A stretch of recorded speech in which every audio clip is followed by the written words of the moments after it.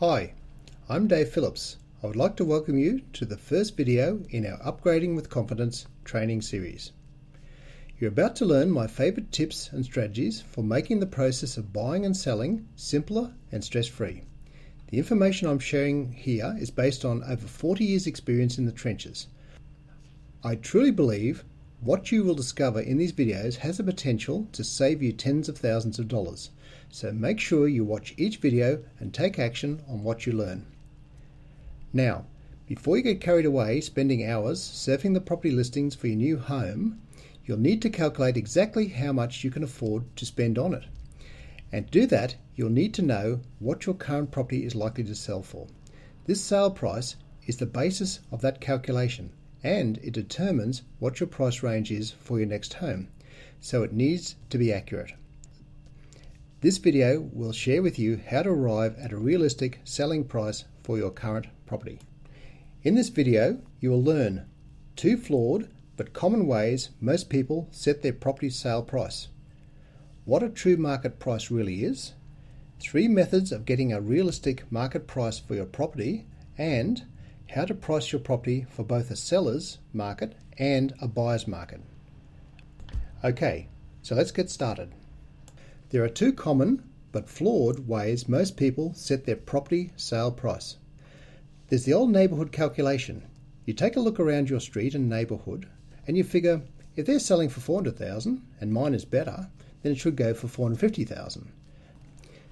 Then there's the real estate agent appraisal. You ask a real estate agent and 99% of the time they'll give you an inflated, unrealistic price. They do this to win listings. And often, that's exactly how your neighbours have set their price also. Both of these methods are free, but they are flawed. You have to ask yourself, have your neighbours set realistic prices? Or have they used overquoted real estate agent pricing? And has that had a snowball effect for the price expectation of the entire neighbourhood? To stand the best chance at selling your property, you need to use a true market price. So what is a true market price? The true market price simply comes down to what buyers are willing to pay. So, are you in a seller's market or a buyer's market? Basic supply and demand dynamics determine the market price. Here's a simple rule of thumb. If there are a lot of properties on the market with few buyers, it's a buyer's market. But if there are fewer properties on the market with more buyers, then it is a seller's market.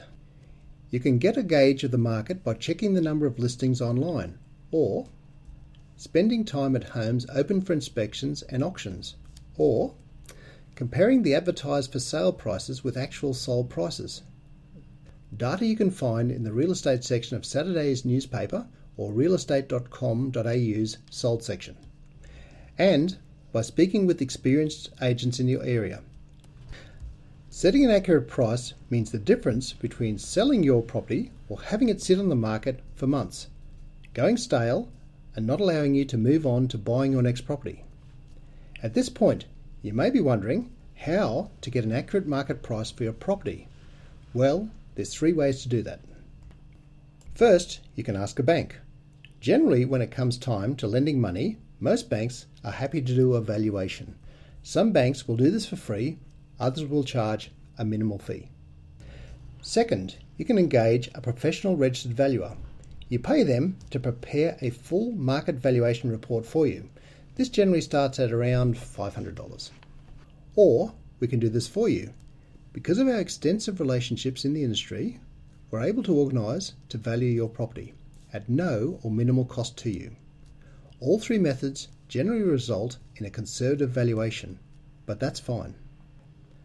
Next, we'll cover how to take this valuation and price your home so it stands the best chance of selling quickly and for the right amount. Now that you've got your property valuation and you know whether the market is a buyer's market or a seller's market, it's time to set your sale price. I recommend that you set the sale price $10,000, $20,000, $30,000 or more above your valuation price, depending on the price range of your property. If it's a buyer's market, this will give you some wiggle room when it comes time for negotiation. And If it's a seller's market and you're able to sell for top dollar, it'll be a nice little bonus. At the end of the day, the reality is if you can't sell your property, then you can't move forward. So, the first thing you do is set a realistic sale price and everything else will fall into place. I cannot overstate how important getting this right is to minimising the cost and stress of upgrading to your next home. And if you're still unsure how to set the right price for your home, I'm here to help. I offer a completely free introductory session where I'll walk you through how to correctly price your property based on realistic market information, the calculation required to determine the amount you can afford to spend on your next property, given your personal financial situation, and what you can do to become a preferred customer to the banks, ensuring you're offered competitive interest rates and terms for your next mortgage. Put my years of experience to work for you by calling me today to set up a cost-free session. Call me today on 0740 410 855. Thanks for watching, and I look forward to helping you further in the next video.